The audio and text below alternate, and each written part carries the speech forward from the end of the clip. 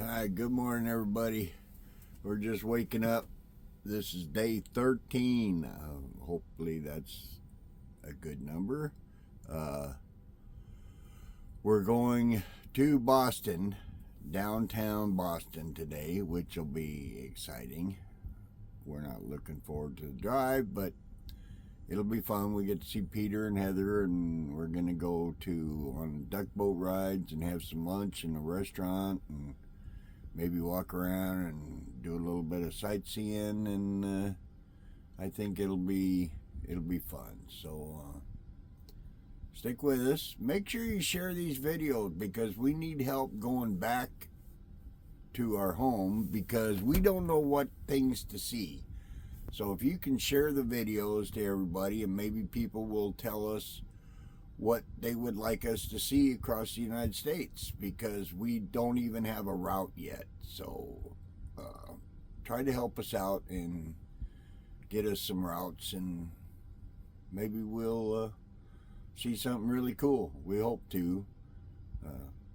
Okay, stay tuned.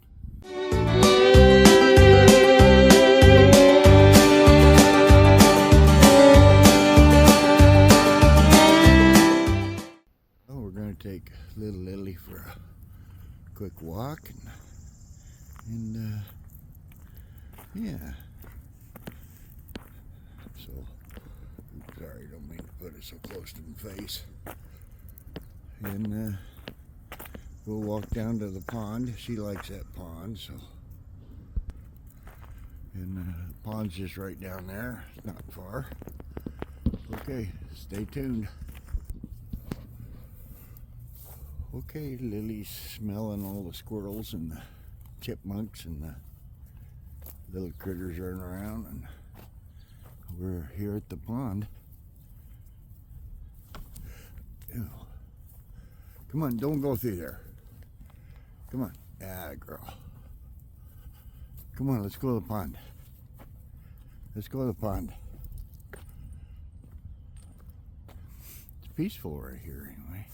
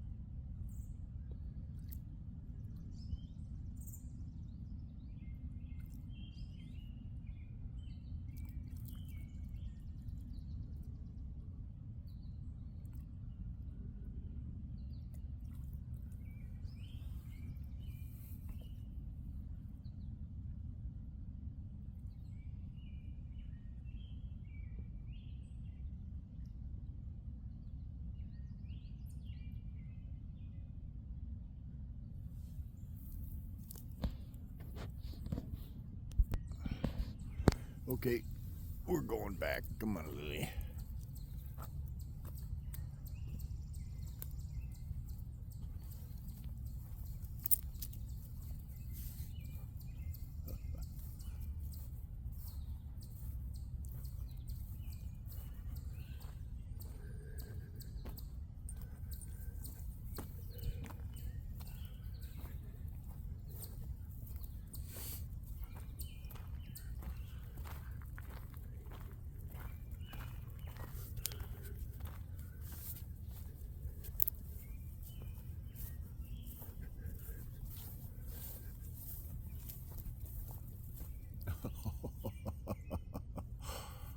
Did you see one? Come on. Lily, come on. Lily, come on. Atta girl. Come on.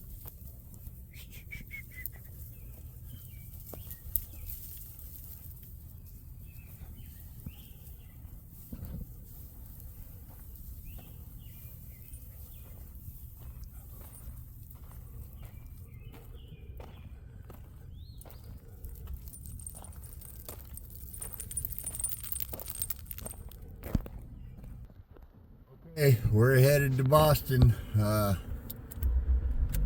We'll see what happens.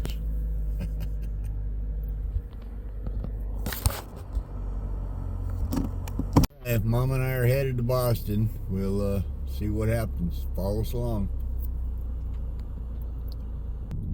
Well, already we're still 32 miles away and we're already in traffic. Yay. Okay, well, this is new to us, so if you drive in traffic, leave in comments some tips or tricks or something. Okay, well, several minutes later and the traffic's moving, at least. That's a good sign.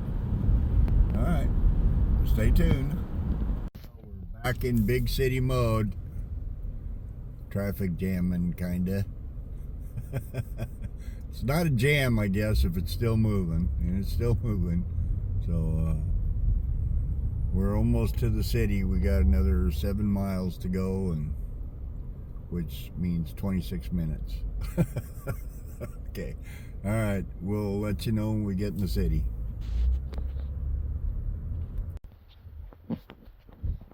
While we're in the traffic jam, Sandy and I are practicing our Boston accent so we fit in, so we blend. Go ahead, honey. Give it to them.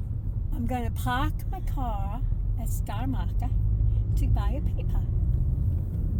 I'm going to park my car at Star Market. I like my New York accent better.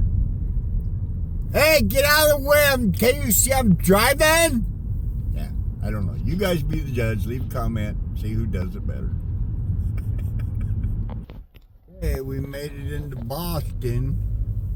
Going 11 miles an hour. But we made it into Boston nevertheless. So, that's a good thing. Nobody honked at us. Yeah. Nobody yelled at us yet. So we're doing pretty good.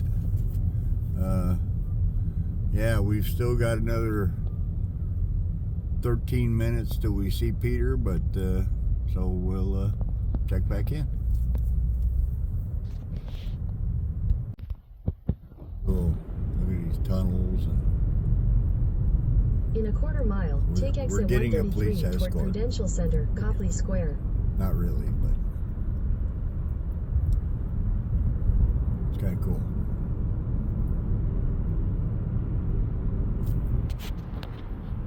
Made it. We're in Boston.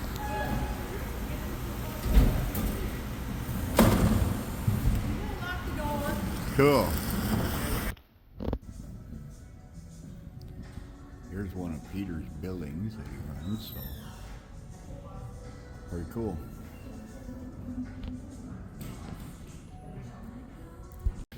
Oh. We're okay with our shoes on and everything? Yeah. Okay. Yeah, Oh so my this is God, the look at this building. place. So that's the library down there. There you Yeah, guys were on yeah, the other side. yeah, yeah. Yeah. So this is the other building. That's the other building. See Look at that this. one on the top corner there? Yeah, that's the one I was telling you I saw. Yeah. So but that one top corner, Mm-hmm. that's $24,000 a month to rent that. Oh my God. Those Wow. ones on the top up there, those are penthouses. Those are $13,000, $14,000. Jeez. And that's over there, the Charles River. So we're gonna go in there. You're gonna see it. We're gonna go actually under that bridge. In there. It'll be nice. Oh, actually, you know what? You see that? That's a duck tour right in the water right now. I don't So think we're gonna I can go see in him. there. Oh yeah. Can you see him? I can see him. He's way over there. Yeah. Yeah. And in Cool. that way, you see the ocean. But actually, airplane Oh, is yeah. coming down right there. I'm glad you guys made it. And I'm sure it's been dry. Hey, we're in the middle of the city. Look at all these big buildings. There's the Prudential Tower and a California Pizza Kitchen. We're squeezed into this little duck boat, and they're tiny. They're so tiny that I can't put my knees in. See, there's my knees. There's the back of the seat. So this is gonna be fun. Well, We're excited for a new adventure. I kind of want almost Well, every more single later. color as we were driving. On the way back. See, I should have got one of these duck hats.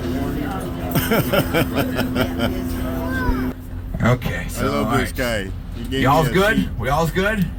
Oh, All right. So hi everybody. Welcome aboard to the world famous Boston Duck Tours. I'm your conductor. My name is Jay Javi Cavanaugh, but y'all can call me Javi Heartbreak, as in Heartbreak Hill on the Boston Marathon course.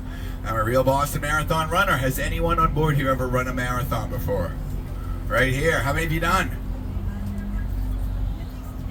At least 10. I'm going to shut up with my 5. All right. Okay. Well done. What's your name? Dawn. Wow. Recently or like or no? Yes, in years prior. In years prior. Yes, yes, yes. Tales of your misspent youth, running 26.2 miles. Very good.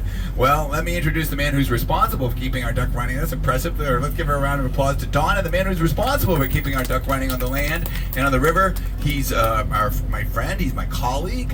He's our driver and our captain. Let's hear it up for Captain Howie. All right, cool. Woo. Now, Dawn, hopefully you did not get to start the art of distance running the way that I learned how to run 26.2 miles at a given time, because I learned it out of sheer survival in my family. That's right. Because I come from a big family in a part of Boston that we call Dorchester. And I come from a family of 18 kids. And I'm the baby. And if you do not believe this tall tale, here we go. Jim, Mary, Peg, Joe, Bobby, Bertie, Billy, Bobby, Donnie, Carrie, Georgie, Richie. And then we had the Anns.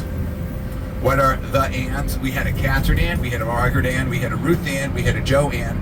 Then my next sister Ann, she had no middle name, the poor thing, and we just called her Ann.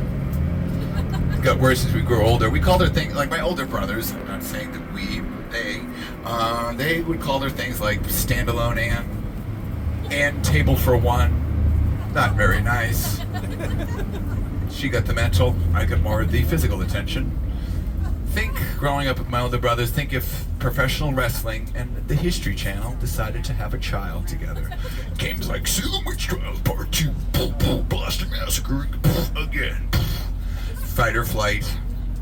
I chose flight. Got really tired of getting body slammed and stuff like that. So it's like, guys, these are actors. Okay. They didn't get that. So I got really good at endurance running.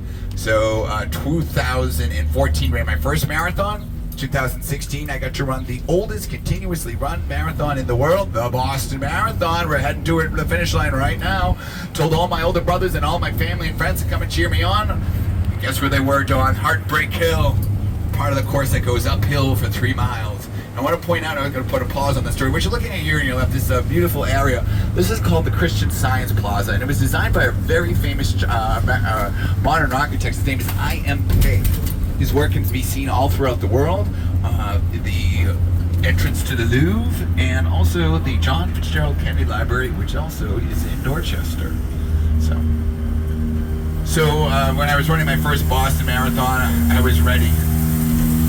Mentally, physically prepared for that difficult part that every runner dreads. But I was not prepared to see my older brothers on the side of the road wearing their old track cleats. Two of them had super soakers, one of them even acquired a paintball gun. They proceeded to get onto Heartbreak Hill and pursued me up Heartbreak Hill. It was more like chased. I overheard one of them screaming, "Come on, Javi, you can catch up those elite Kenyan runners." I did not catch up to the elite Kenyan runners. Those folks go 4 15-minute mile. That's insane. Let's do an 8-minute mile, so I'll give myself a pat on the back for that. So that's a little bit about me. Now, who's ever been on a world-famous Boston duck tour before? Well, a few of you. Well, first, thank you for coming back. Oh, is this your?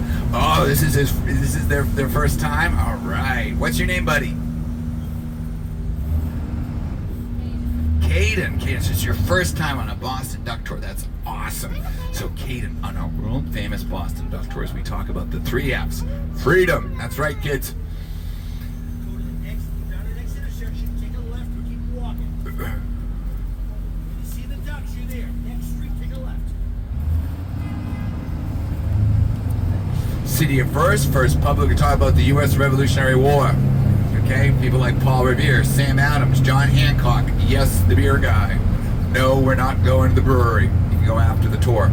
City of First public lending library, first style of architecture that originates here in the United States. The Boston Architectural College is built in a style of architecture that's called the Richardsonian Romanesque. First woman ever to go into anesthesia for childbirth. That's right. And finally, kids, Caden, my friends in the back wearing the fish hats. We're gonna have some fun. Y'all ready to have fun? Caden, you ready to rock this? Yep, awesome. So we're gonna make the duck quack, but we can only do it under my command due to the fact of lactose intolerant communities. Thank you. Silence is a form of respect in several cultures, so thank you. So we have developed what's called the quack cue. It is a word or phrase that each conductor creates to suit their character. When you hear it, that's your cue, your command to go quack, quack, or give me 2 toots on those kazoo, okay? All right, if you're not ready to quack, you can just go quack, quack, okay, Caden? Caden looks really chill right now. Caden is just like, I don't want to quack, I'm just having a good time. So all right, so your quack cue. I would always hear the starting officials go, "Run his on your Mac." For those of you not familiar with the Boston accent, what Harvey Heartbreak just said is on your mark.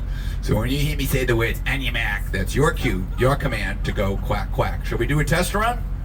Let's get her done. On your mark! Quack, quack. The quacking was a little lacking. Do not be slacking in this quacking, for I am tracking this quacking. If you are snacking when you could happen to be quacking, I could come tacking. Sounds like a Dr. Seuss rhyme, right? Well, guess who was born in Springfield, Massachusetts? Dr. Seuss. Also home of the Basketball Hall of Fame. That's right. Okay.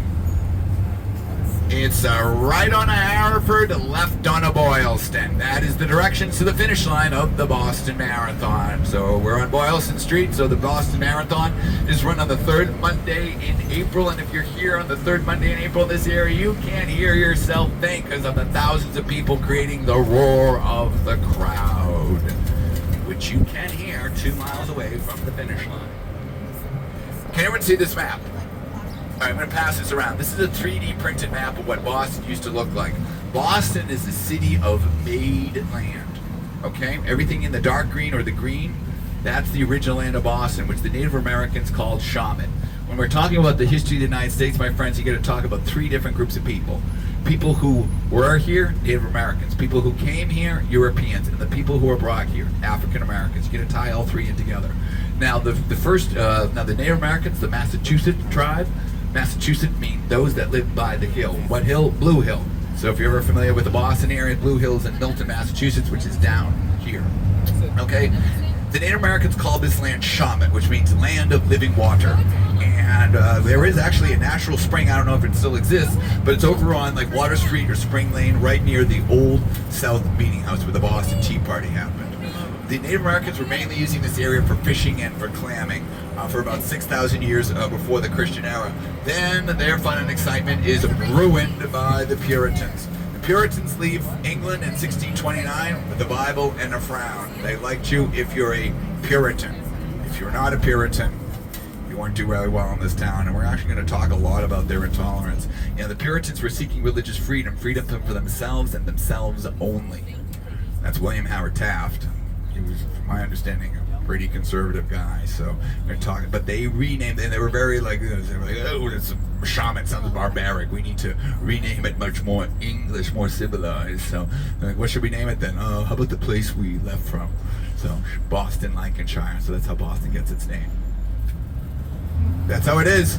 Okay, we're going to be crossing the finish line of the Boston Marathon. You'll see the blue and the yellow, but I want to point out you're going to see 4 pillars. That's one of the 2 Boston Marathon bombing memorials. The April 15th is now known as Just One Boston Day, where Bostonians are reminded as they do that day, acts of kindness. And we're going to be crossing the finish line right now. On your mark.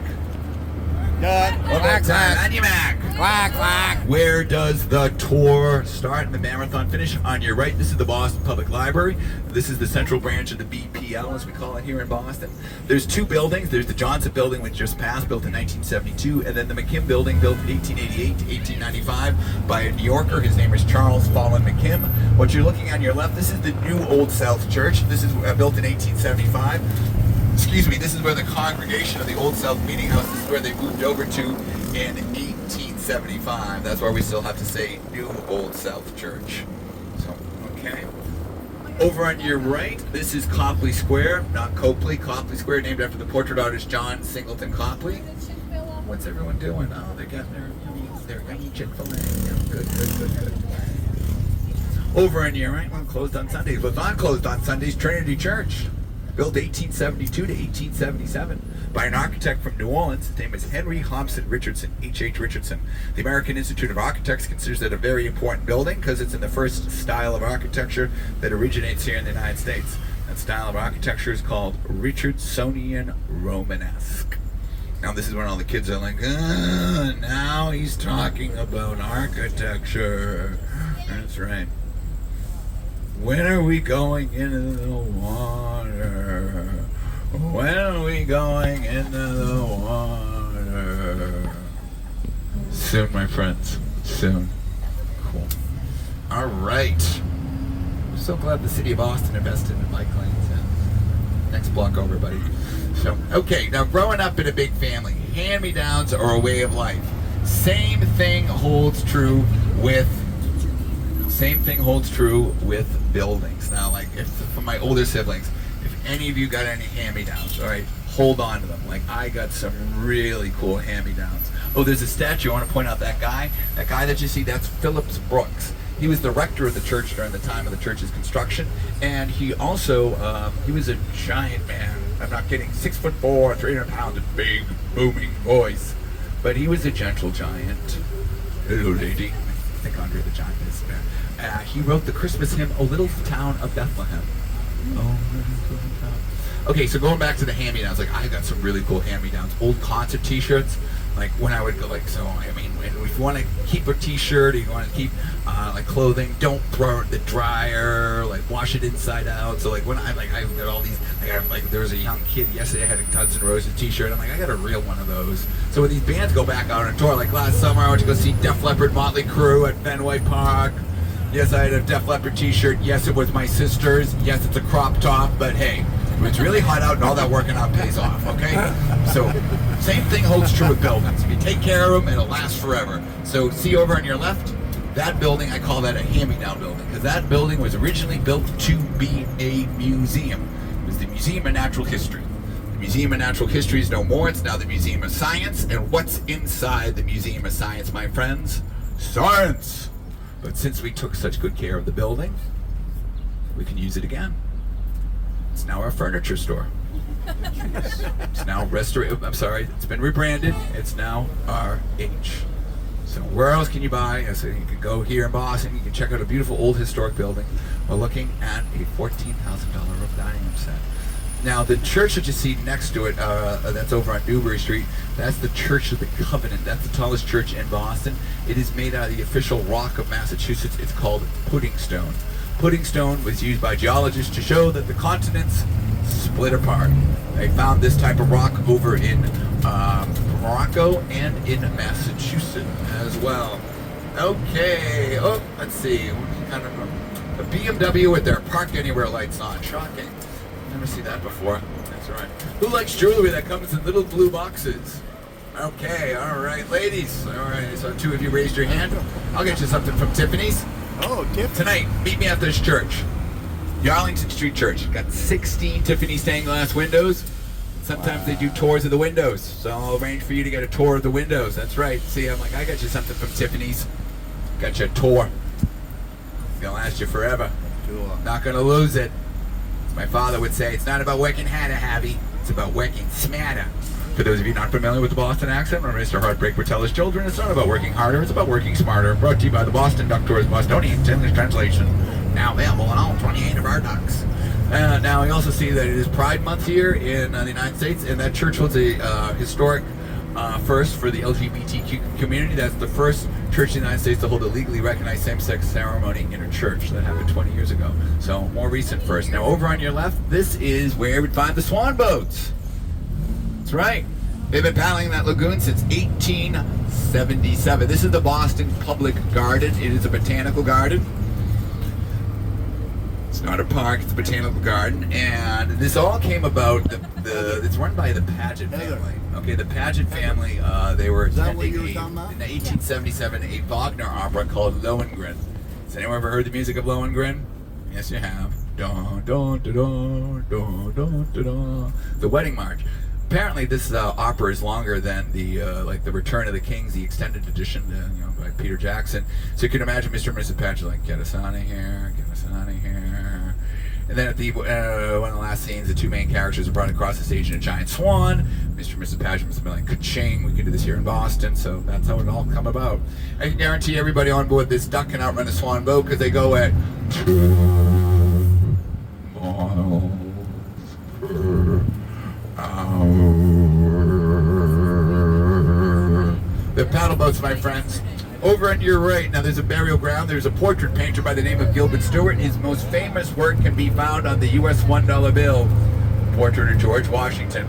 Gilbert's in there where no one really knows. Sister, the family, when he died, Gilbert, the family had lost a lot of the money. Sister had enough money for what's called a pauper's grave. By the time the family had regained the wealth, they go to the sister. Hey, where'd you put your brother? She forgot where she buried her brother. All right, let's go back to our map for our geography. We are right about here. So everything on your right, this is the Boston Common. This is the original land of Boston. Everything on your left is all made land. So I want to bring your attention inside the Boston Public Garden. 1987, a sculptor recreated the official children's book of Massachusetts, which is called Make Way for Ducklings. So we're going by the Make Way for Ducklings statue you'll be seeing coming up on your left. You'll see a lot of kids around them. For those of you not familiar with Make Way for Ducklings, it's the story of Mrs. Mallard and her 8 little rambunctious ducklings named Jack, Cack, Clack, Mack, Knack, Quack, Quack, Quack. Want me to do it again? It's a job requirement. On your mark! Quack, quack, quack. On your mark! Quack, quack. That's right, yes. You cannot quack for me, but if there's little kids screaming at us, yeah, that's right. You gotta yes, quack kids for will be kids. like, Quack for kids. hey, my favorite duck went by, and they didn't quack, and yes. But where was Mr. Mallard that day? We know where he was. See where that beige awning is? Mr. Mallard was over at the Cheers bar. That's where he was. Mr. Mallard was overserved that day, neglecting his parental duties. So you do not get drunk, my friends. You are overserved. You're always told to finish what's put in front of you, right? Right. Up the hill we go. This is Boston's Beacon Hill. Why is it called Beacon Hill? Because there was a beacon on it. It was a way to alert members of the town in case the town ever came under attack. Attacked by who? Well, who's ever heard of Pirates of the Caribbean? Should have been Pirates of New England. The only authenticated pirate shipwreck with a pirate treasure was actually found off the coast of Cape Cod, Massachusetts, the Whydah. The beacon was never ever used, but the name still stands. And what stands on top of Beacon Hill? These beautiful federal-style homes built in the 1800s. And see where it says Walnut Street? This is the neighborhood where you can find Acorn Street. That's the street that's in all the postcards. How do you get there? Follow the trees. Take a left on a walnut, left on a chestnut, right on a willow, then you're at Acorn. Neighborhood's beautiful, but I hear the streets are just a little nuts. Thank you. Thank you. So we are now, what's on top of Beacon Hill? It's our new state house, built 1795 to 1798 by a gentleman by the name of Charles Bullfinch. Some of the statues that you'll be seeing, well, first, I want to point out where this gentleman is talking, right where that car is. It says this is actually where John Hancock's home once stood. John Hancock was the chief financier of the U.S. Revolutionary War. It was knocked down in 1867, and kind of like beginning historic preservation. You want to sit on my lap? Now I do want to bring your attention, look over here on your right. This is one over here on your right. This is the Shaw Memorial, the Massachusetts 54th Memorial. This is to commemorate the first all-African-American regiment to fight for the Union during the U.S. Civil War. Now this is okay, so these are the people here. Now don't worry, they're not gonna, this is a ceremonial entrance. This is only used when a visiting head of state comes to the Commonwealth of Massachusetts or when a governor leaves office. Okay? And they're exercising 2 of the 5 freedoms in the First Amendment. Assembly, speech. Next one's coming up. This is the statue of Mary Dyer. Religion.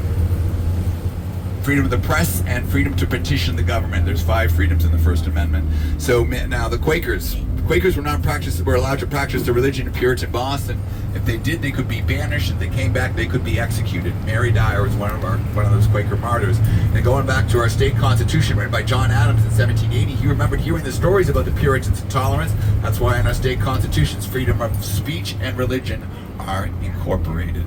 Over on your right, this is 122 Bowden Street. That's John Fitzgerald Kennedy's old apartment building. That's where John Fitzgerald Kennedy moved into when he got out of the U.S. Navy. It becomes his official voting address and was also on his driver's license the day he was murdered in Dallas, Texas, November 22nd, 1963. That yellow part of the building, that's the Brigham Annex that was built in 1889. Now this is the northern slope of Beacon Hill. Now let's talk about the third group that I mentioned, people that were brought here, African Americans. Our state constitution, written by John Adams, was the first state in the Union to abolish slavery. So the northern slope of Beacon Hill had a large population of free African Americans before the U.S. Civil War. Okay, I want to point out this another hand-me-down building. Now, the first all-African American school was established here. This is where we're going to find the African American Heritage Trail, which will take you by some of the homes that were used as hideouts during the time of the Underground Railroad. There was one guy by the name of Lewis Hayden. Lewis Hayden was a free African American. He was hiding African Americans from slave catchers down south. Slave catchers come up, they're banging on his door like, "Hayden, come on out, here, you got a few." And then Lewis Hayden very nonchalantly opens the doors, holding 2 candles. Says, "Yes, I am. You take 1 step in, I'm going to drop these candles into the slots in these barrels. And what's in the barrels? Barrels of gunpowder," stating, "If you come in any further, I will blow myself and you all up." Slave catchers went home. Now, there was a preacher at that church. His name is Lyman Beecher. Lyman had a daughter by the name of Harriet. Harriet would hear the stories of African Americans helping out their fellow African Americans, and she's inspired to write a book called Uncle Tom's Cabin. First book in the United States to sell over 1 million copies besides the Bible. And that woman I'm talking about is Harriet Beecher Stowe. You're Michigan. Are you Spartan or Wolverine? Wolverine. Good. We like the Wolverines here. You know why? Because you guys beat us in hockey. No. Who graduated from the University of Michigan? Tom Brady. That's right. Yeah. Over the quack of these kids. On your Mac. Now that building where the kids are playing, that building used to be a library, and because it was a library, that is where John Fitzgerald Kennedy, that is where he voted in the November 1960 presidential election, presumably for himself. He went to bed that night not knowing if he became the president of the United States or not. When his brother Bobby asked him why he was going to bed, John Fitzgerald Kennedy famously said, "It's too late to change any more votes." Now he found out he became president. His sister woke him up for breakfast. Very simply just goes, "Good morning, Mr. President." That's how he found out he became president of the United States. Over on your right, if you ever saw the movie The Departed, where they departed to some of the worst Boston accents in the history of film. They were atrocious. This is not the Boston Police Headquarters. It's a state building called the Hurley Building. It's in the style of architecture that's popular at the time. It was called brutalism. Concrete in its it does not stand for brutal on the eyes, because the concrete in its raw form, béton brûche. Some people call this the Kermit the Frog building too. See, where's Kermit? See that big long staircase? Bring your eyes up 50 feet. Looks like 2 eyes and the mouth of a frog. I'll take any Jim Henson creature. So cool. All right. right. So obviously the Mass General Brigham shuttle bus doesn't really know. Probably first time driving a van. Okay. So here we are, my friends. Okay, so right behind this building, let's give this guy a quack. On your mark. Quack, quack. Right behind this building. This is, my friends, this is where you find the Boston Garden. Not the original Boston Garden. Home of the Boston Celtics and the Boston Bruins. Boston Celtics starting Tuesday. Wait, no, today's Tuesday. Starting Thursday. Beginning the first game of the NBA Finals against the Dallas Mavericks, where either Jaylen Brown or Jason Tatum will go on to defeat the Dallas Mavericks. The Dallas Mavericks don't even have, their name is actually taken from a guy from Massachusetts. When he flew in here, you might have seen a subway stop called Maverick. Okay, 17th century guy, Samuel Maverick. He comes here, his descendants moved to Texas. They don't brand their cattle, so that becomes another name for, oh, that's a Maverick, that's a Maverick. So Dallas, their basketball team even owns their name to a guy from Boston. So, and it's true. What? Let's give him a quack. On your back. Boston would like to say we're the birthplace of the U.S. Revolutionary War. Why? Because us Bostonians, we're not passive aggressive. We're aggressive. That's right. You don't like something, you're going to hear about it pretty fast, as you just saw by that taxi honking. And my response. So there's the garden. And Jason Tatum or Jaylen Brown will win the Bill Russell MVP. Bill Russell, he won 11 NBA World Championships. He was so good that when he passed away in 2022, the NBA and various NBA legends said that the number 6 should just be retired permanently from the NBA. So that's the only time that's ever happened in the NBA league history. The only other folks that have had that done for them are number 42, Jackie Robinson, and number 99, Wayne Gretzky for hockey. So over on your right, my friends, there's the Charles River, which is how we will be doing our world famous big splash. Are you all ready to go in the river? Yeah. Nice, me too. The Charles River is an 80-mile river that starts in a town called Hopkinton. It also starts in Hopkinton. The Boston Marathon. Very good. This is actually named after the beheaded King of England, Charles I. Didn't do very well as king. 1653. Off with his head. That's right. He named it after himself. Yeah, he was kind of like this. Charles. Okay, cool. Hey kids, take a look on your left. We're going to be going by the Museum of Science, and outside of the Museum of Science, there was an old replica of a Tyrannosaurus Rex. When the Museum of Science, when the T-Rex model was built, they had found only so few skeletal remains, and then in the 80s and 90s, they came across many full T-Rex skeletons. Most importantly, Sue. That's the name of that skeleton. They kind of realized they go that way. But even our old, even that T-Rex has gotten their latest Fauci ouchie. Fauci ouchie, that's right, yeah. During the pandemic, that dinosaur is wearing a full mask. Right. And we actually opened up during COVID for July, August, September, and we finished in October. It was 4 months, and it was kind of like therapeutic for Bostonians. We're kind of like, yeah, the ducks are running. But working through COVID, that was like some of my sister's weddings. Just a thing to get through. Just like, it was not fun. It was a lot of, most people, we had regulations. We had to keep the windows a quarter of the way open, even if it was raining. People, it's raining. It's like, on your mark. It's like, and this is my problem. How? So, there was this one guy though. Oh, it was a good one. Oh, he called us. Listen to this. He was like, "Oh, I should have expected this in Massachusetts." And I was like, "Yep, you're right. Welcome to Massachusetts. Don't make me mask you again. Mask not what your country can do for you, but mask what you can do for your country." You know who said that? It was me. Yeah. It was me. Yeah, it was you. And now, coming up on your left, we're actually going to be seeing a full segment of the Berlin Wall, where John Fitzgerald Kennedy did not refer to himself as a jelly donut. See, there's that full segment of the Berlin Wall.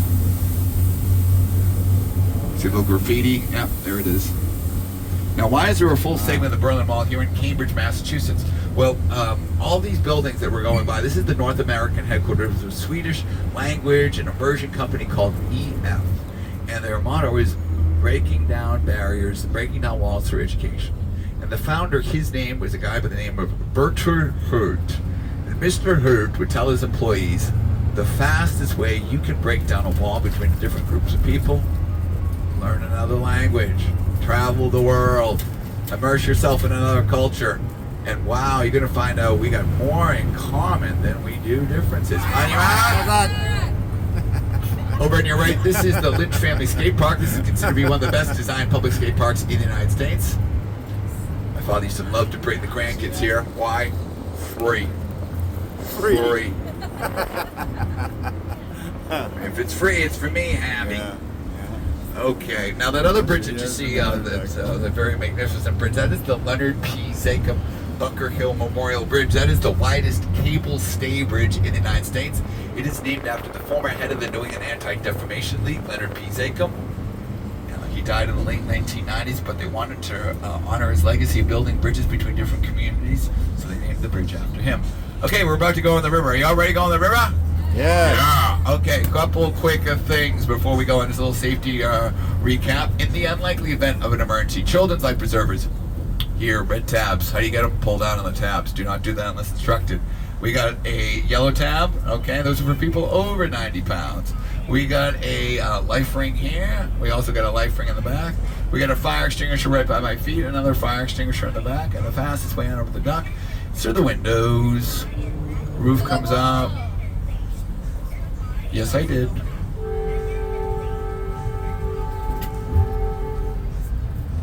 Let's see.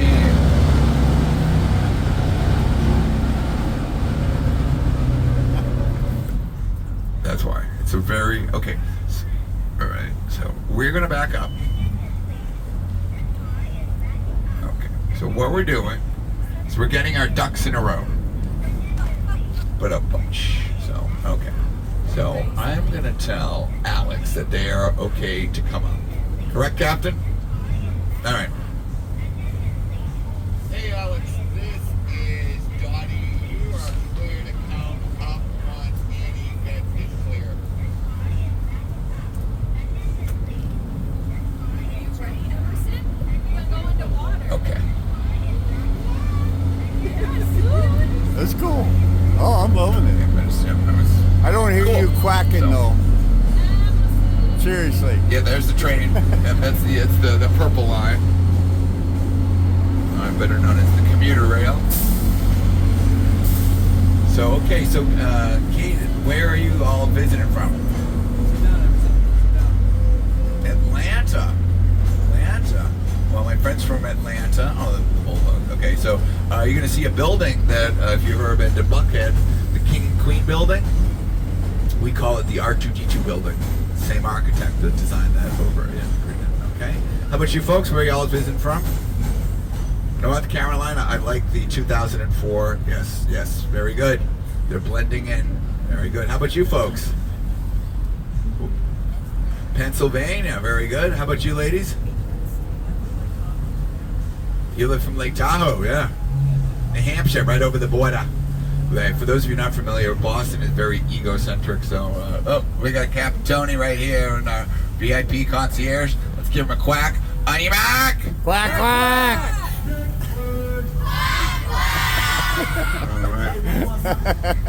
We love him. I love that. I can't help it. And there's 28 ducks in our fleet. Hopefully we're not going to see all those Yeah, on the weekends. That's fun. Sometimes it's like, here they all come, folks. That's why we have the Coast Guard radio on. Sometimes we're like, folks, we're late. Can you let us come up, go down, please? I've got 2 screaming kids. They need to come in here. So, okay, so, yes, when we say, no, Boston was referred to as the hub. Why? Because Oliver Wendell Holmes said we were the hub of the universe. This is right after the U.S. Civil War. It was like the reform movement. We were the center of abolition, a lot of the Athens of America. So that's how Boston gets the term the hub. And we are very egocentric. That if when we say the border, we don't mean the border between United States and Canada. It's just eastern Massachusetts and New Hampshire. When we say the Cape, we mean Cape Cod. Like, so, yes. And everyone does that when they say Cape Cod. Make an arm. All right, who's coming up next? Oh, we got Mr. Empty Buckets. All right, let's go next. Oh, yeah. Oh, you'll be able to hear him up in New Hampshire. On your mark. Quack, quack! Okay. I hope you can hear me. This is so much fun. Here we go! Yeehaw! How's that, guys? Cool? That was fabulous. Yeah. My friends in the back, you're going to hear a rumbling sound. Yeah, we need that. The propeller. Yep, the propeller. Yep, we need that sound. So just let y'all know we are not operating. Can everyone still hear me? Yeah. All right, cool. No, sweet. So just let y'all know we are not operating in a duck boat. I'm sure when you were coming to Boston, you're like, oh, we're going on a duck boat ride. Well, I grew up in the area, and I called these things duck boats until day one of duck school. Lesson 1, these are not duck boats. These are World War II replica vehicles called DUKWs. DUKWs were amphibious landing craft that were manufactured up in Michigan during World War II by the General Motors Corporation for the U.S. military. And General Motors assigned the following 4 letters to identify this vehicle.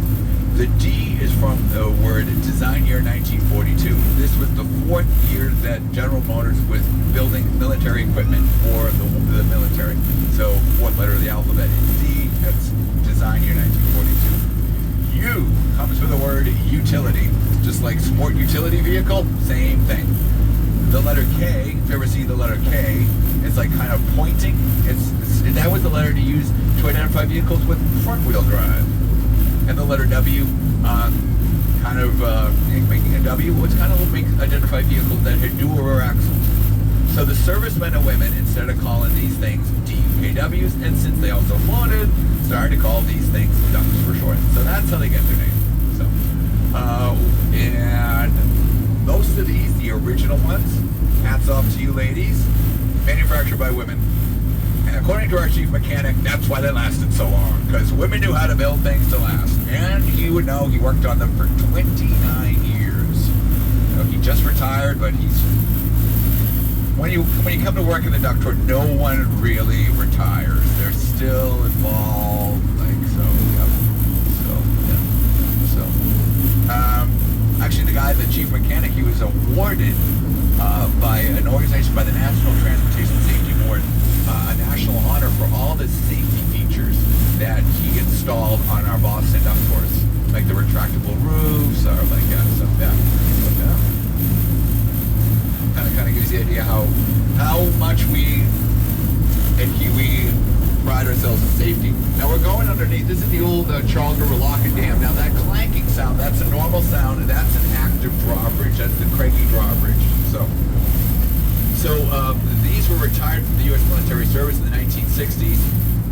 In 1946, the first duck tour company in the world, Lake Delton in Wisconsin. The Wisconsin Dells is still operating. And in 1990, you're going to hear a safety horn in just a jiffy. There we go.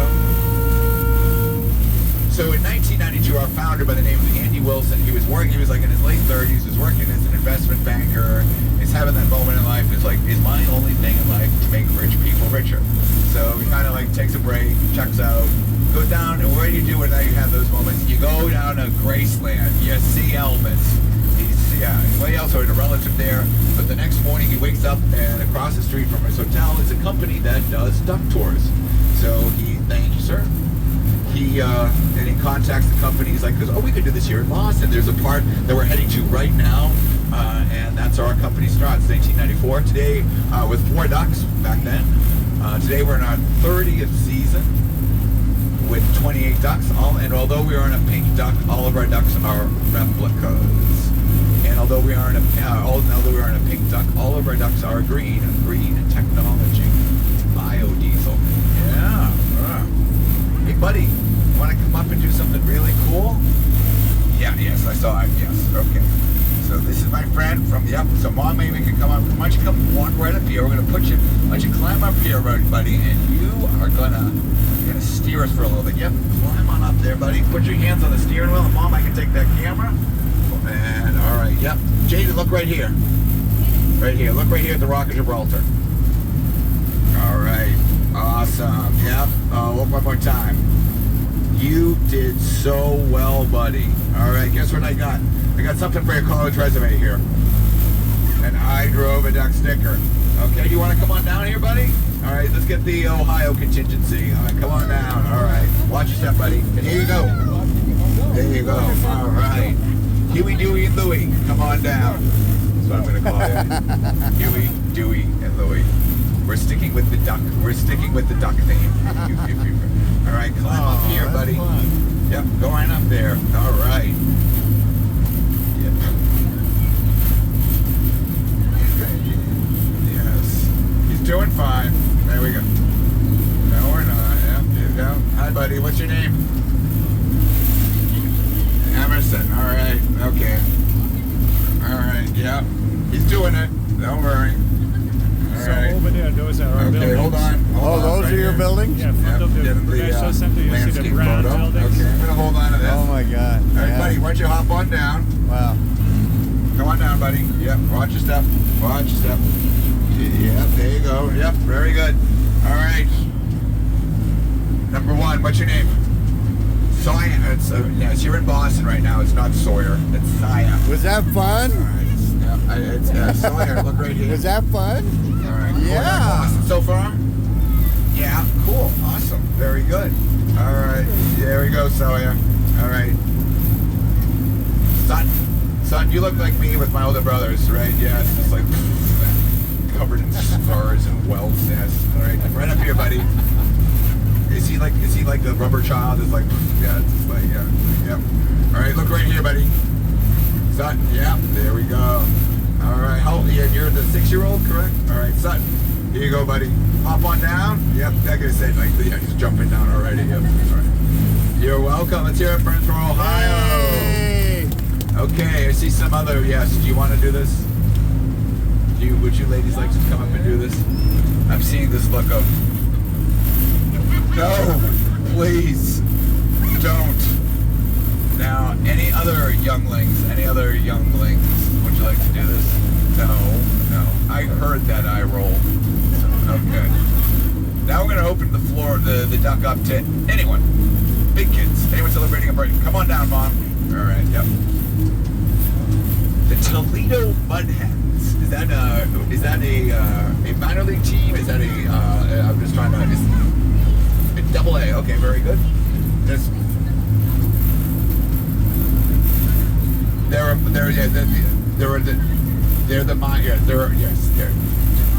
man said it. They're just a minor league team, right? Yeah, we don't know if they're A, double A, triple A, right? Look right here, Mom. What's your first name? Jenna. Jenna, very good.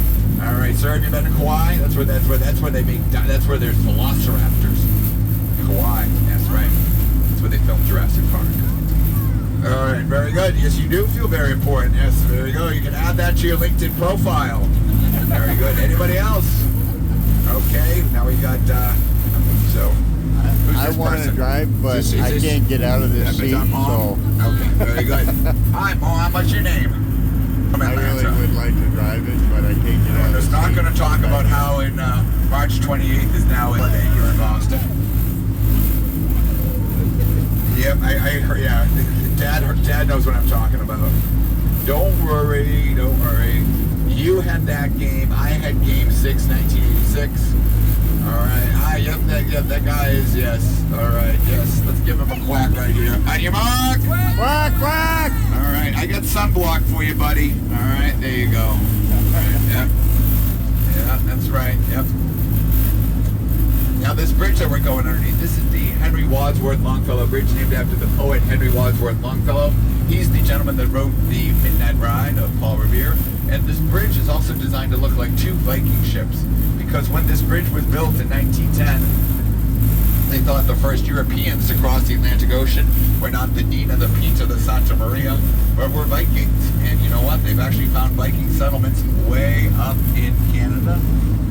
This is a community building, so I come out here. Now, anyone else? Oh, really? Yeah. So those are our buildings. Okay, very good. Thank you all. Pilot House is now closed. Okay, if anyone does want stickers, I'm more than happy to provide them. Now, over on your right now, that's Kendall Square, Silicon Valley of the Northeast. A lot of biotech companies, Google, Microsoft, Apple, IBM, Pfizer, Moderna. Why is there so many biotech companies? Well, MIT's right next door. See the red triangle? That is the Citgo sign. That's a landmark for Fenway Park. That's where it can be located. Now, this is the shot that our founder wanted to show everybody. See that glass building? Looks like the R2D2. That's the same building from Atlanta, same architect. And that's the shot that our founder wanted to show everybody. It's the skyline of the Back Bay. The big blue building that you just saw, that is the John Hancock Tower, built 1969 to 1975 by Henry Cobb of I.M. Payne Associates. And that this area is called the Esplanade, and that's where the Boston Pops perform the 1812 Overture on the 4th of July. The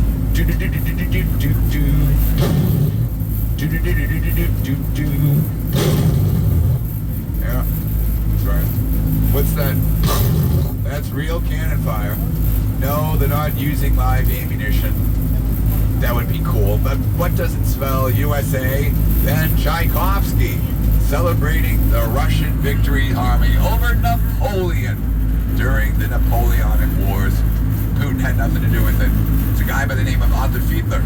Arthur Fiedler in the 1970s, when he was invited to perform, bring the Boston Pops to perform music to fireworks, they asked the gentleman, "Sir, what will you be playing for us today?" He very simply just goes, "You bring me the fireworks, let me bring you the music." And so if you ever hear that symphony, there is that. So he brought in the U.S. military, and there is actually, if you go running along here, if you go right next to that earth and color dome that I'm kind of pointing to, that's the hatch shell, H-A-T-C-H, hatch shell. That's what it's called. Not the hatch shell. The footbridge right next to the Longfellow Bridge, the Fanny Appleton Longfellow footbridge. Its engineers have said it is the perfect footbridge because it's at the perfect elevation for runners, walkers, bicyclists, strollers, and even a spot where people can go off and take a selfie. They've thought of everything. So, yeah. And I'm not kidding, there's a nice little area where people can go take a selfie. So. Over on your right, that's Massachusetts General Hospital, better known as MGH. Founded in 1811, a couple medical firsts. First time in 1846, the drug ether was documented as an anesthetic. That's big news, especially if you're bent underneath the knife. Because before that, the good surgeon was not like, "Oh, you're not feeling well." The good surgeon was usually like a couple of strong guys like you and I, just be like, "Hold them down, guys." Yeah, you do not want to have to go for surgery unless your life depended on it. Then after this, some doctors like, "Ooh, maybe this could help women going through the pains of childbirth." Paul Revere, his first wife died in childbirth. Yeah, still is very. Some doctors were a little apprehensive. They were, please remember, these are all men. They're like, "Oh, couldn't harm the mother, couldn't harm the baby." And other doctors, now listen to this, folks, and I'm not making this up. Some doctors said, "No, women should not be given this. Women should be forced to endure the pain because it was your fault, ladies. Your fault that man was kicked out of the Garden of Eden. No ether for you." I'm not joking. Well, luckily, for anyone who's ever birthed a child or plans on birthing a child, there was a woman by the name of Fanny Appleton Longfellow, and she was just like, "Gentlemen, that's the stupidest thing I've ever heard in my life. Give me that ether egg." So she becomes the first woman ever in Western medical science to go into anesthesia for childbirth. So when your little bundles of joy were on the way and that anesthesiologist came in, thank a woman from Boston. That's right. Also, the first time, let's give a quack to this kid here. On your mark. Quack, quack. The first time an x-ray was used for medical purposes. Now, I found this out recently that, medical purposes. Yeah, apparently in the late 19th century, they discovered x-rays and they were using it as like a carnival trick. Like, come and see inside yourself. And unfortunately, the people that were operating it were being exposed to all that radiation, and they quickly figured out that maybe we should not be using this as a toy. And then this is where I also, first time an extremity was reattached to a live human being. Yeah, a couple decades ago, we were in a city that's Cambridge to your left, and the next city next to it is Somerville, Massachusetts. And apparently some very sharp young men thought it was a fun idea to ride on the back of subways, like subway surfing. Yeah, really good idea. And one of the kids falls off, arm gets severed, rushed to Mass General 18 hours later. First time my extremities reattached to a live human being. And it's also very near and dear to me, because in order to run the Boston Marathon now, Dawn and now who else said they ran a marathon? It was just you? Okay. So, and a lot of people ask, how do you run a marathon? I'm like, oh, it's easy. You just lose your sanity for a few moments, find one, pay a few $100, and off you go. So, on your left, there's an area here, there's a little pavilion area where the Museum of Science, where people can actually get married. It's a very popular area to get married because there's just so much chemistry to be found on the grounds of the Museum of Science.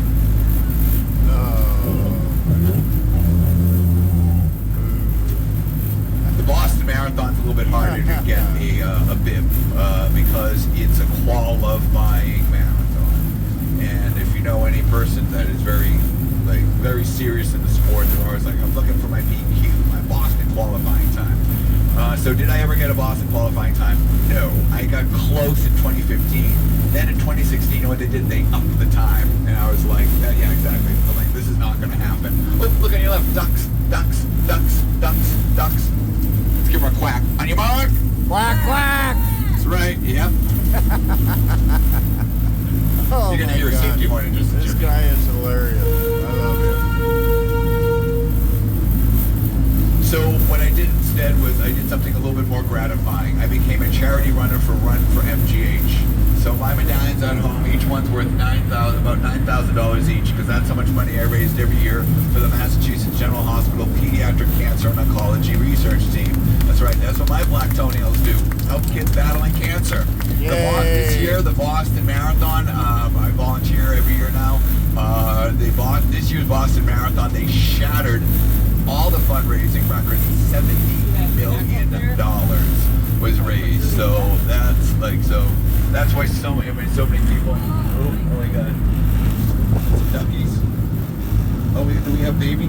Oh, yep. Look on your right. Look, we got some goslings. Look at the little Quack, quack. They're so fluffy. I hear they taste like chicken. No, they don't. They taste like goose. That's right. Yeah.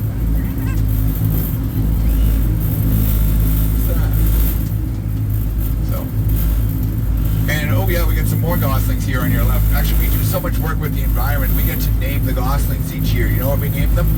We name the first one Ryan, and the next one Ryan, and then the other one after that Ryan, and then we name one Ken. From the Barbie movie, Ryan Gosling. Yeah.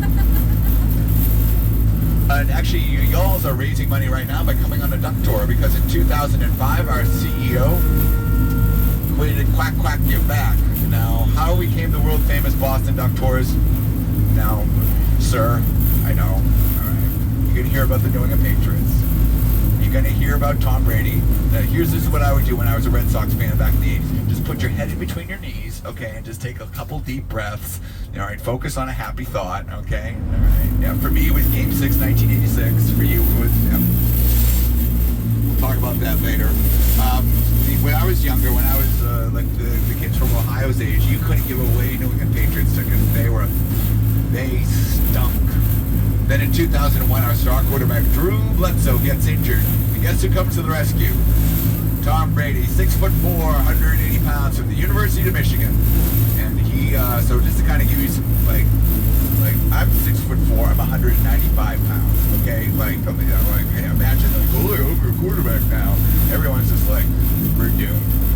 But old little faith we were, and the New England Patriots go to win their first franchise, which little did we know what was going to be happening for about the next 20 years. Yep, we had no idea. And so they wanted to do a parade, and they reached out to us because they knew this would draw a lot of people. So, and so that's how this all came about. how we're gonna get our duck out of the river. How does this thing get out of the river? Well, there's a little song I created for screaming kids. It's called "The Wheels on the Duck." Would you like to hear it? Yeah. The wheels on the duck stay under the duck, under the duck, under the duck. The front wheel drive will pull us up out of the ramp, and the Coast Guard radios can shut off. The prop will be disengaged, disengaged, disengaged, and we're back on land. I've had to sing this song for screaming children more times.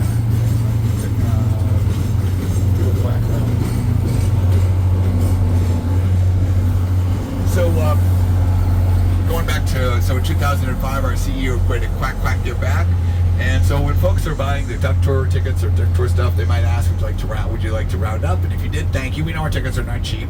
And we give it to our three big main charities: education, environment, and veterans. Now, as I talk about that, I want to point out the sand and gravel plant here on your right. The environment. Now, when I was growing up, the song, if you go to Fenway Park, they sing the song "Dirty Water" down by the river, down by the banks of the River Charles. Okay, the Charles River was one of the dirtiest urban rivers in the United States. The old saying was, if you fell into the Charles River, it is best not to cry for help, because you could swallow the water, and then you would be in real trouble. And folks who worked at things like community boating or rowers back in the 80s and early 90s were advised that you might want to make sure your tetanus shots are up to date. We weren't the dirtiest urban river. Oh, I'm looking at you, Ohio. Cleveland, Ohio. That's right. They take the gold medal. That's right. What happened to their river? It caught fire several times. Oh, let's give a quack to yep, that's how you the chain Quack, gang. quack. On your mark. Quack, quack. Yeah.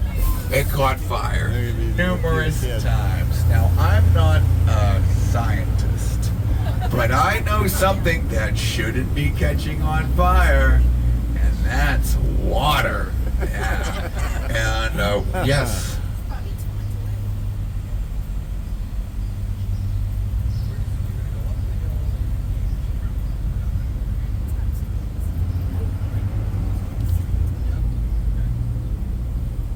So that's what we're gonna do. Rivers catching on fire. That was bad, and that was kind of like how the United States got the Clean Water Act passed. This isn't good, and we actually do a lot of work with the environment. We donate money to Charles River Watershed Association, helps to monitor the health and cleanliness of our beloved Charles River. We sponsor a cleanup boat, so actually now the water is pretty much, for the most part, clean enough to go swimming. There will not be any beaches done for a long time. We'll talk about what's at the bottom of the Charles River later. The flavor of the Charles River, the special sauce. It's kind of nasty. But the brownish yellowish color is actually the water's natural color. It's caused by the vegetation down below. It's called tannic acid. Tannic acid is the same stuff that you can find in tea leaves. That's why your tea turns a brownish, tannish color. So the water is clean. Cool. My friends, Cambridge is home. We also do a lot of work with veterans. Who can sign the roof of our canopy? Board here, who has served in the military. Very good. So, sir, I have a Sharpie here. A Sharpie is a permanent marker. A Sharpie? So at the end of the tour, you may autograph our Dorchester Dottie, because we'd like to thank you for your service to our country, or to any country. How we get involved with veterans organizations? Well, when our company started in 1994, the only folks that could really drive the original DUKWs were ex-military. The old, yes. I had a Jeep Wrangler, and I made it millennial. I made it I bought a standard. Yeah. They're like, Uncle Harvey, can we drive your Jeep? I'm like, no. I'm like, how do you? I was like, yeah, sure. See if we can turn it on. Yeah. Like, it won't start. I was like, yeah, you're not hitting the clutch. What's a clutch? Exactly. Give me my keys back. Yeah. Can you teach me? No, because I'm going to burn up the clutch. Why? What's a clutch? Exactly. So that's how our. So we actually sponsor through Quack Quack Give Back. We give money to help train service dogs for veterans who are fighting the really sad wound, which is called PTSD. And if you go over to Fenway Park, they're going to start advertising very quickly.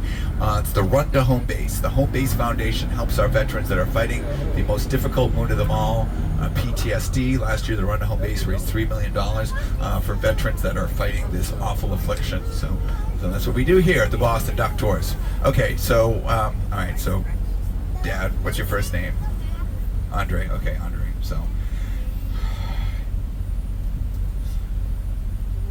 So I was talking about March 28th. So 3/28. Atlanta Falcons 28, New England Patriots 3. 2 minutes, 16 seconds left. The final score was New England 31, Atlanta 28. Yep. So now that has become like a kind of, and during the final year I ran the Boston Marathon, there was a guy at Heartbreak Hill, and he created a giant billboard that said, "Touch for Power, New England 3, Atlanta 28." And you knew the New England fans, because this is at the top of heart, and I'm going to go to Dawn on this. Just like doing this, it's like it is murder on your hips. You're just like, you would rather just get a root canal. But you knew all those New England fans when they're just going on the other side of that street, just like touching that. So I don't worry. Yeah, you know what I got for running all those marathons? A new hip. So you can blame me doing that. So okay, so there you go. All right, so just kind of just stick with it. Okay, just stick with it. So all right, Audrey's just kind of like slipping there. I got some tissues too. So yes, hey.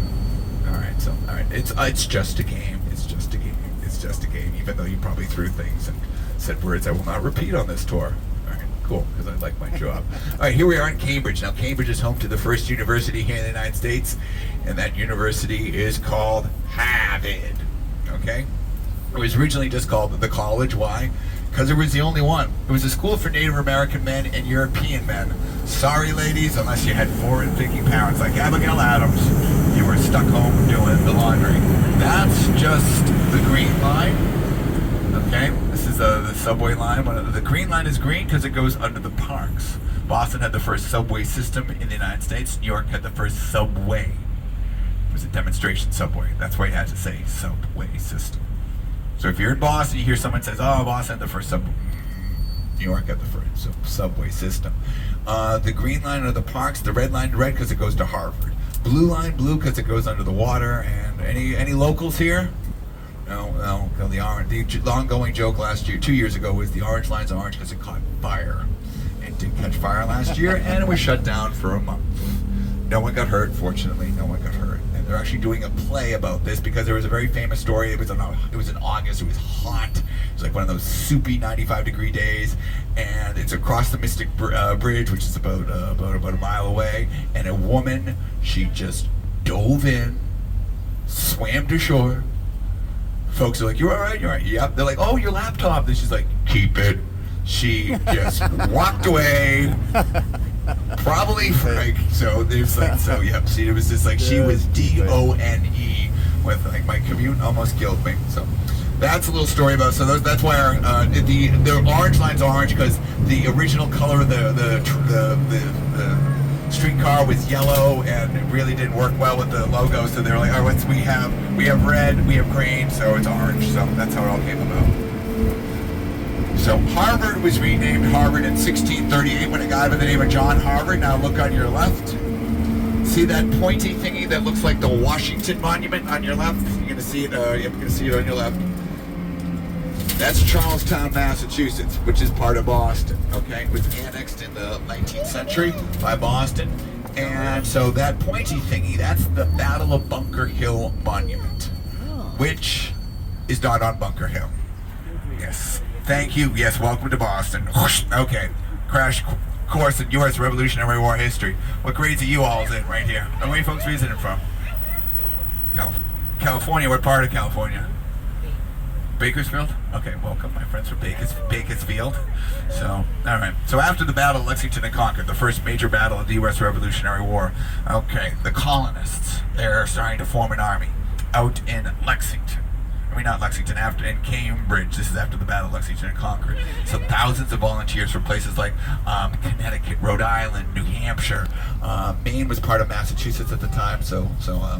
And they're wanting to end the siege of Boston, ending the siege of Boston. So the colonial leaders want to end the siege by building a fort, what's called a redoubt, which would be a modern-day fort, and put cannon so they could fire the British warships, get the high ground. So they're told to build it on top of Bunker's Hill, but when the colonists march off, they find that on June 17th, 1775, they find that there's a much closer hill, which is Breed's Hill. So the Battle of Bunker Hill brought you at Breed's Hill. It is one of the bloodiest battles of the U.S. Revolutionary War. Over 1,000 British soldiers are killed or wounded trying to take that hill. It takes about the British military 3 waves of attack.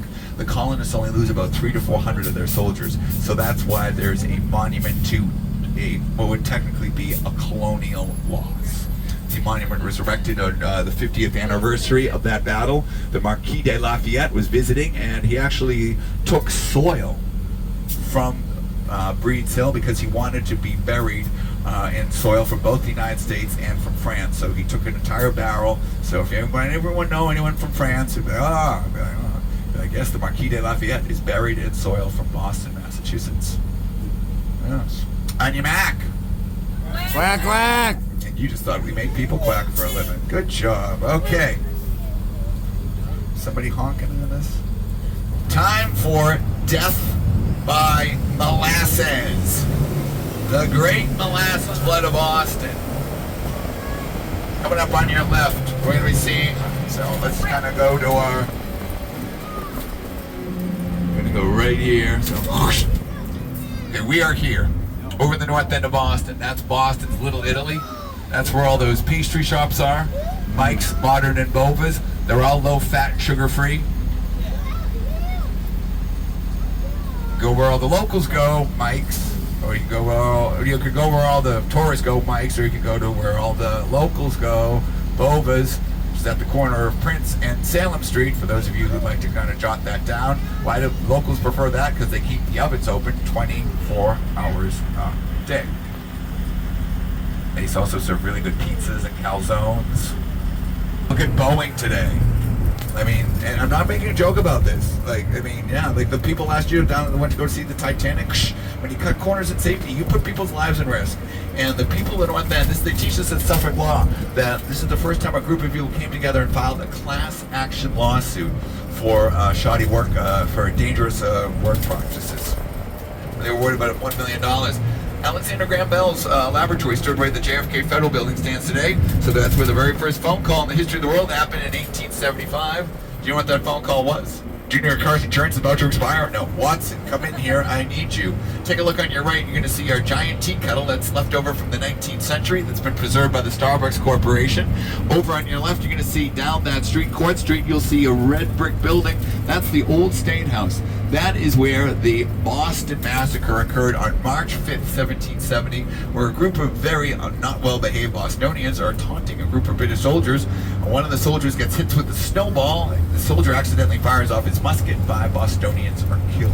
John Adams defends them and gets them for pretty much acquitted. This is the King's Chapel burial ground. This is the first European burial ground in Boston, 1630, where that young lady with the yellow backpack is standing. That's the headstone of Elizabeth Payne. Her family crest looked like a letter A. Nathaniel Hawthorne actually kind of wrote about that and created the characters of the Scarlet Letter, the Hester Prynne. Omni Parker House, oldest continuously run hotel. Boston cream pie was invented there. Ho Chi Minh worked there. Malcolm X worked there. John Fitzgerald Kennedy had his bachelor party there. He proposed to Jacqueline Lee Bouvier in the dining room, and is anyone staying there? Good. Like, really, really haunted. Like, haunted. Like, okay. Not joking. If you go in there, they'll tell you the ghost of Harvey Parker, the guy who started the hotel, he haunts the 9th, 10th, 11th, and 12th floors. His original building was 8 stories. Now his building is now a 14-story building. So over on your right, let's go look at the Patriots. Not the ones that were roasting Tom Brady, but we got Sam Adams buried in this burial ground. The 5 victims of the Boston Massacre are buried in the old granary burial ground. Directly in the center, it says Franklin, Benjamin Franklin's parents. Benjamin Franklin, a lot of people associate him with the city of Philadelphia, but Benjamin Franklin holds the distinction of pretty much being the Boston Latin's most famous dropout. Boston Latin is the first public school founded in 1635, still exists today over the Fenway area. What happened to Ben? He had to go work for an older brother. Him and his older brother got into a big fight. And when you get into a big fight with an older brother, what city would you move to? The city of brotherly love. He's like, there's my city. That is my destiny. He just got the first ship out of town. Listen, my children, you shall hear the midnight ride of Paul Revere. Why is he so important? Okay. After the after the Boston Tea Party, all right, 20 riots occur. The rallying cry is taxation without representation is tyranny, coined by this gentleman who's buried here in the burial ground, James Otis Jr., 1761. First person to really question the rule of Great Britain. On your mark. Quack, quack. Question the rule of Great Britain here in the 13 colonies. So after the Boston Tea Party, John Hancock, Sam Adams are hiding out in Lexington. The British military discover where they're hiding. But Paul Revere, he lives in the North End. He's a spy. He hears the British military's plan. It's going to help create a signal where the place he used to work, the Old North Church. So on April 18, 1775, Robert Newman, the sexton, climbed up in the middle of the night, lighting 2 candles, alerting riders that the British military was off to Lexington and Concord via the water route, not the land route. Over on your left, there is a memorial to Dr. Martin Luther King. Dr. Martin Luther King spent a great deal of time in the city of Boston. He received his doctorate in divinity from Boston University, making him a terrier.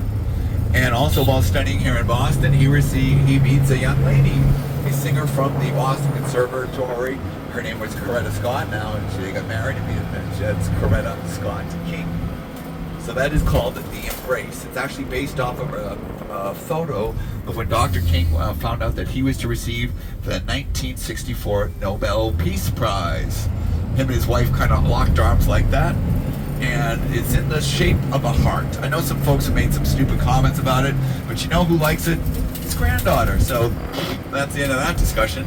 Now, Boston, for those of you not familiar with this month, this is the month of June. And you know why we love June? Because they all go away. The undergrads, yes. Dude, the breaks. Ouch. My ears, they hurt. So, the big red hand means don't walk, don't walk, don't walk.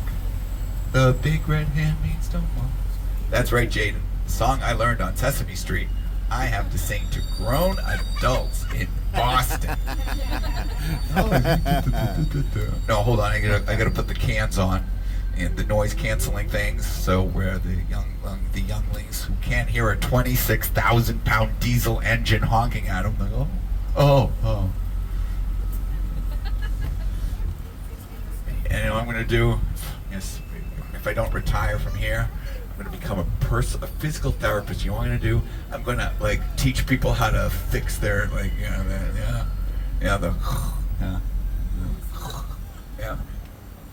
There's like a lot of people. Oh, my neck is bothered. Well, how often are you doing? Yeah. That's right. Yep. Do all those neck exercises. This is what we call filler. So this is Boston's theater district. It's a little bit, when I was talking about the undergrads, the month of June is pretty much when Boston starts to empty out, except for trucks that like to double park everywhere. So we went by a few college, we just went by 2. Suffolk University, they have a Suffolk Business, they have and their law school. This is Emerson College. It's a performing arts school and a communication school. Some pretty famous graduates. We have Jennifer Coolidge. She graduated from here, from White Lotus. We have Henry Winkler. The Fonz, warning, bad generational joke coming up. What grades did Henry Winkler get at Emerson College? Well, naturally, he got straight A's. That's right. This is Boston Theater District, as I was mentioning before. It's a little bit smaller than New York's, but what we do is we test out Broadway musicals. They used to do that back in the 50s and the 60s, and they revitalized that. 2018, they did the pre-Broadway debut of Moulin Rouge. That went on to Broadway and sweep the Tonys. Then a couple of years ago was the Neil Diamond musical called A Beautiful Noise. I don't know how successful it was, but it was very popular in Boston. But I mean, you really got to try hard to screw up Neil Diamond in Boston. Like, for example, Sweet Caroline. Ba, ba, ba. Who's that Caroline? Caroline Kennedy. Neil Diamond had the tune. He just didn't have the lyrics. He was dating a young woman named Marcia, and no offense to anyone named Marcia, but nothing really rhymes with it. So he's got the da da da da sweet da da da. And he sees a photo of young Caroline Kennedy in Life magazine smiling on a pony, and it's like, there it is, there's our tune. And how it becomes a tradition at Fenway Park is during the 7th inning, the organist would play a different tune. One day his niece, who happens to be named Caroline's there, so he starts playing it. Everyone starts singing along. And then, so it happens the next day, and so during, and then he does it the next day, people start singing along again. When Boston really needed a smile on their face, guess who decided to come out to Senate right after the Boston Marathon bombing? Guess who decided to come out and sing it for himself? Mr. Neil Diamond. A lot of touching hands that day. Boston is also home to the first law school for women, and also the first medical school for women as well. All right, kids. Guess what we're going to talk about now? We're going to talk about poop. That's right. We're the number 1 tour to talk about number 2, the filling in of the Back Bay. And folks, I know it's an 80-minute tour, but we got about 5 minutes left. We just had a little bit of traffic congestion, so bear with me. Unless kind of my friends from Atlanta or California, it's just like, yeah. Boston's unfortunately now been voted the 3rd worst city for congestion. They're kind of working on, like, you want a car in Boston, you do not need a car in Boston. So, okay, talking about poop, the filling in of the Back Bay, and guess what the Back Bay was filled with? Yep, your number 1s, your number 2s, and not just your number 1s and number 2s, your vehicles created number 1s and number 2s. Horses and cows. Horses produce on average about 30 pounds of a day. That's a lot.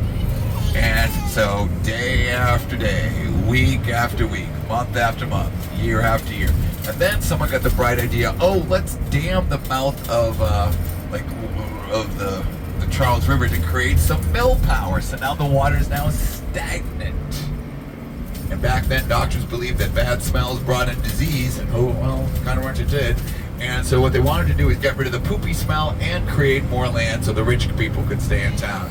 So through the use of the steam locomotive in the 1850s for the next 50 years, 6 days a week, 24 hours a day, they start to haul in land for a part of Massachusetts called Needham Heights.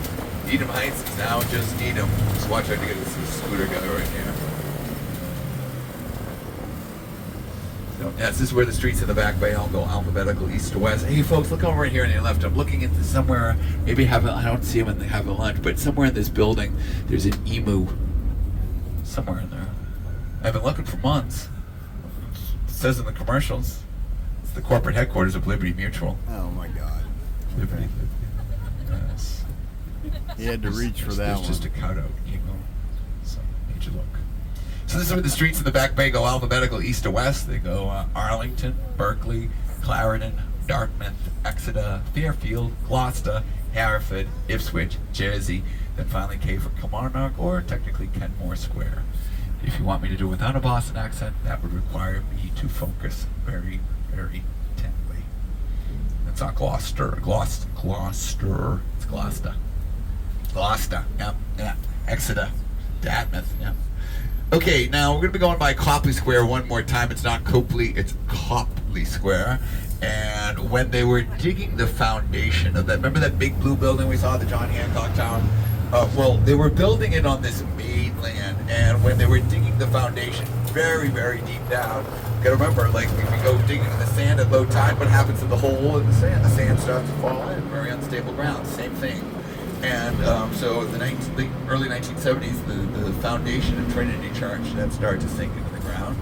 That was a big problem. And then the architect, his name was Henry Cobb. He wanted to reflect the beautiful buildings. Then he almost caused the cave in. Slight problem with the glass. Used to pop out and go crashing down to the streets below. It got they had to, and this is not, no one got killed, but they could have been. So they had to close off this entire street. They had to replace each and every one of them. There were over 10,000 window panels. So it got the nickname the Plywood Palace. But guess who's inside this building? Take a look on your left. We are, my friends. Beautiful sight here. On your mark! Quack, quack. Who's ever seen the show Sweet Life of Zach and Cody? Take a look on your left. This is one of the exterior shots of the Tipton. This is actually the Fairmont Copley Plaza. This is actually where the Museum of Fine Arts once stood. It is now a mile up the road on Huntington Ave, right next to the Isabella Stewart Gardner Museum. The Isabella Stewart Gardner Museum is a must when you're in Boston.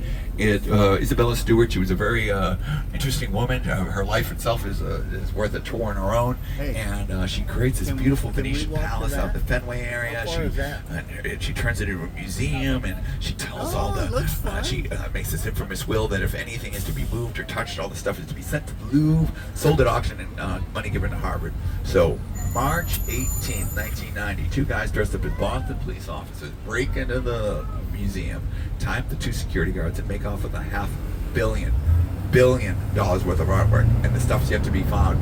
Now, I remember that night distinctly. See, my older brothers, they just said, Harvey, whatever it tells you, we were here watching you. Anything you want to watch on pay-per-view is yours. And the next morning I woke up, we had this beautiful painting. It was these guys on it looked like a raft, and I think Jesus is in there. We got this new alarm system. We never have to see our relatives again. No, they were not responsible for. But let's give a big Boston Doctor a round of applause to Captain Harvey Howie right here. Take a look around, whatever you brought on board, please make sure you take it with you. Bathrooms right across the street at the Marriott. If you'd like me to take your photo of your group, I'm more than happy to do that. I just need to get everyone off the duck safely first. And if you want, also, if you'd like me to take your photograph of the scene, that ladder finally is metal. It's wet. It bounces. Take it slow. And finally, Joe, have a good time this afternoon. Yes. Thank you. Very quickly, I'd like to thank you guys for great. And for those of you who are uncomfortable handling cash, gratuities appreciated to a narrative for a job well done. We can also use. There. Record me signing my name, will you? Is it on? Yep.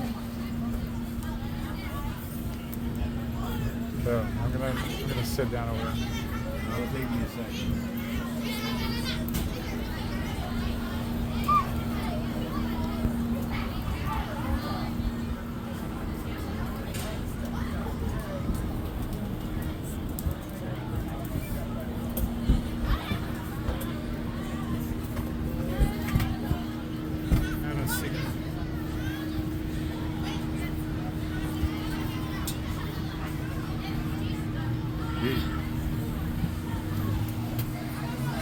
Thank you, sir.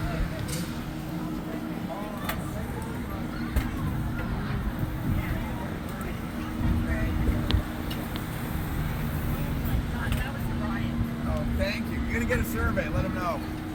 All right. Thank you very Here, much. I wanted to trade you for one of those duck stickers. Oh, okay. I'll get you a sticker. Okay. All right, thank you. Thanks, man. Can I just get my Sharpie back? Yeah. I'm just getting out of their way. All right. Thank you very You much. bet. Watch your step. Watch your bag. Thank you so much. Watch your step. Thank you. Watch your step.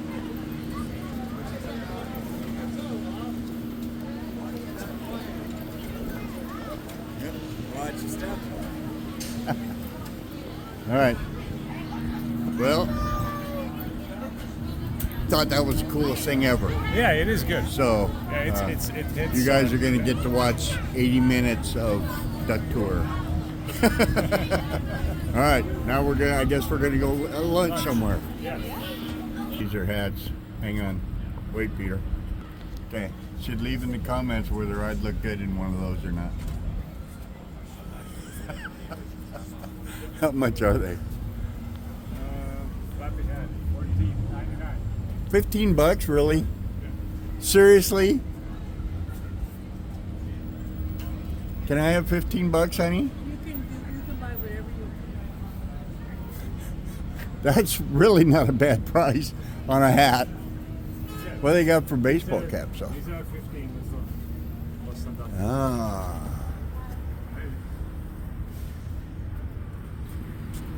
You want one? Yeah. You want yellow? No, I want red. Really?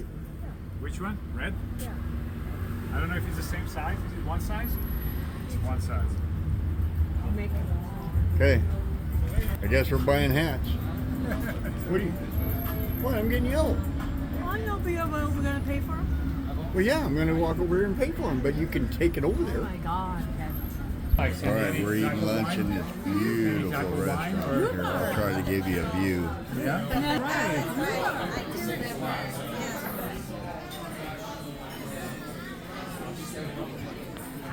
Hi, how are you? Very good. Oh, we had calamari when we were Calamari. Yeah. Calamari is And- more rubbery than the escargot. But this was cooked properly, so it wasn't. Yeah. Matter of fact, we had it with you guys at my birthday party, remember? Oh, yes. At the thing in Yes, the yes, restaurant. yes, yes. Yeah. And you Well, were because the telling boys me made that it. it was cooked good. Yeah. Yeah. Yeah. Because I No, didn't it is. know. I don't It know is, what. it is. That was the first time I ever had it then too. I love calamari, but I can't eat calamari. Shellfish. But it's No, not a shell. It's not a shellfish, but I'm still but allergic. it's in I that. am allergic to It's in that calamari. Yeah. Yeah. So it's kind of First calamari I had was deep fried calamari. We got wine. And Yeah. This is Probably good on the stuff. seaport area, not this. Yeah. A little wine with our bread. This has been wonderful so far. We'll see. We got something coming that Peter ordered. We don't know what it is yet, but Thinly sliced beef. Delicious. beef carpaccio Yep. and Oysters. Yeah. Rockefeller. Which one was it? No, Yeah. it's just oysters. It's I don't know. oysters, I don't- whatever it was. Sorry. It's really good. Turn sideways. Turn sideways. You got it? Yeah. Well, no, wait. I gotta push the button. Oh, you got the button pushed already. I got the button pushed already. Okay. Okay, here we go. And you start. Do you see you have ketchup on that, honey? That's ketchup.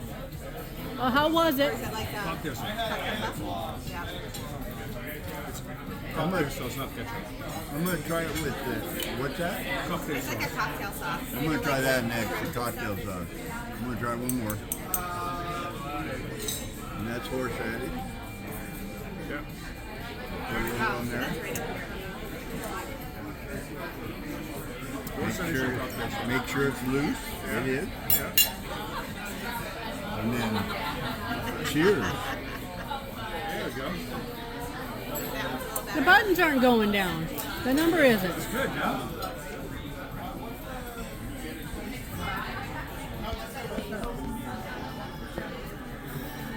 They're not going down, they're going up. That's pretty good. I like it better with the cocktail sauce. Yeah. Kay just cleaned off our table. My wife's got a sharp knife. That's a grown-up knife.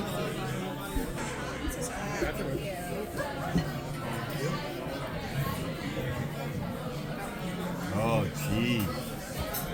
Oh my God. That's like 4 sandwiches. Oh, yeah, You baby. can have some. No, this is perfect. Look at that. That would be great. Enjoy it. That's the bacon. You know you're eating in a nice place when the lemons have hairnets. Put my hand in the back. That's cool. That's cool. We got our desserts. This is raspberry sorbet. This is bread pudding. I don't hear what that one was. Chocolate chip skillet cookie. Chocolate chip skillet cookie. Ooh, cheesecake. Look at that. Okay. Let's do the honor. Oh yeah. It's delicious, honey. I know it's good. 'Cause we got it. God, that looks good, don't it? That's beautiful. It's not easy, but Well, it was wonderful. your body, you as a believe it. person. Bad joke. Okay, now we're just going for a walk with my duck boat hat, my new duck boat hat. Yeah. Boston Duck Tour. That's cool. Okay, so we're just going to take walks. We'll talk to you later. Beautiful And little garden. Vegetation is different than where you guys come. Oh, yeah.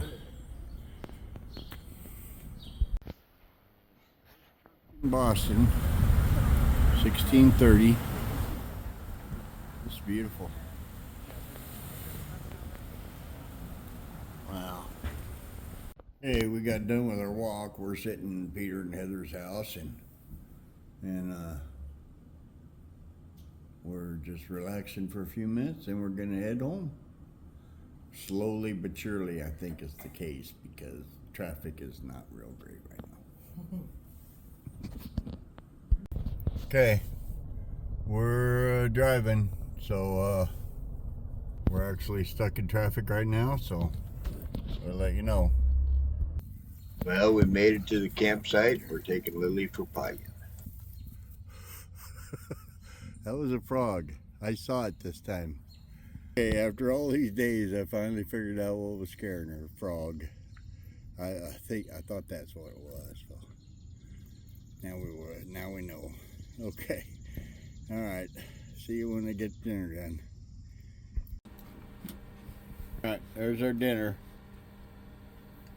Yeah, looking good. Okay.